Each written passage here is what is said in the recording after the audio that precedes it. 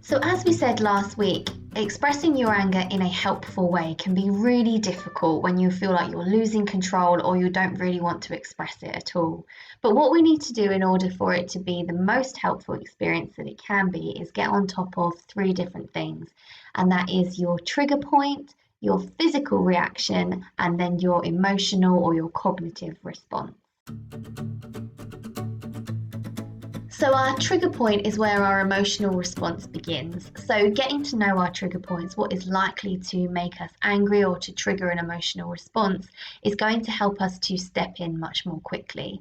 So, if you can identify that seeing somebody else attacked, feeling like somebody's not respecting you, the early morning commute, a sense of injustice, if any of those things are likely to make you feel angry, then anticipate those when a situation arises. So, okay, there's something happening and I'm likely to feel angry about this.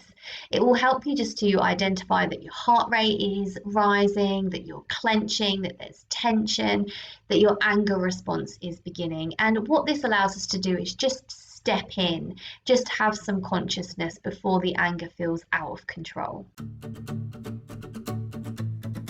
So what happens next in our anger response is our physical reaction. So what we want to do here is signal to our body that it doesn't need to reach that peak angry hypertension, that actually it can calm. So what's going to help this to happen is breathing techniques, so making sure that that out breath is longer than your in breath.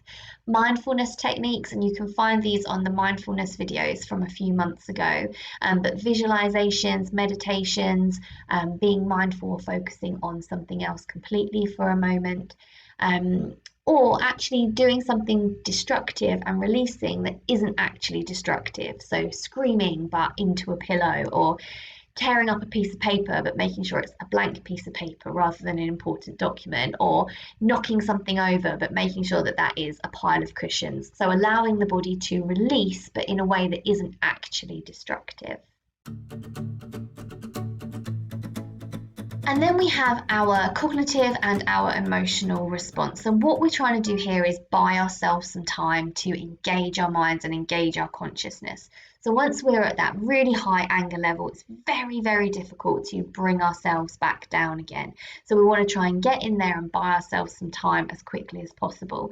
And you might do this by just taking a pause. Some people say try counting to 10, or just remove yourself from the situation. And it's really important that others around you let you remove yourself from that situation. So also, if you're in an argument with somebody else, try not to follow them. What they're doing is removing themselves and trying to buy themselves some time to engage some control and respond in a more helpful way. So what we're trying to do by engaging our minds is seeing the situation for what it is. So trying to reduce any inflammatory thoughts or behaviors. So trying to reduce language like always, never, and everything. It's really easy for us to say this always happens, this happens every day, I never get to do this.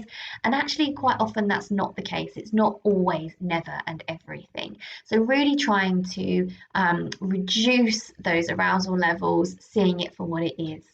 But equally, if you are somebody who struggles to express anger or feel anger, it's also about seeing the situation for what it is in terms of, yeah, what's your part, but what is the other person's part in this? And where might you be justified in feeling angry about something? And why might it be okay to let them know that? So trying actually to see what is frustrating or annoying about what has happened. And part of engaging our minds and our emotions is talking about it. So that might be to the person that has triggered your anger, so letting them know why it is that they have made you angry. But it may also be talking to somebody else, somebody impartial, an unrelated friend or a family member or a therapist, that is going to help you to just unpack why it is that you've become so angry and what it is that's really going on. And if you're somebody who experiences shame, the situation, the thing that has caused you to feel angry feels shameful or embarrassing, then it gives you that safe space to talk about it, where you're not, as it may feel, kind of letting the entire world know by exploding about it. And you can find a therapist, somebody to talk to at the Counselling Directory, the BACP, and Psychology Today.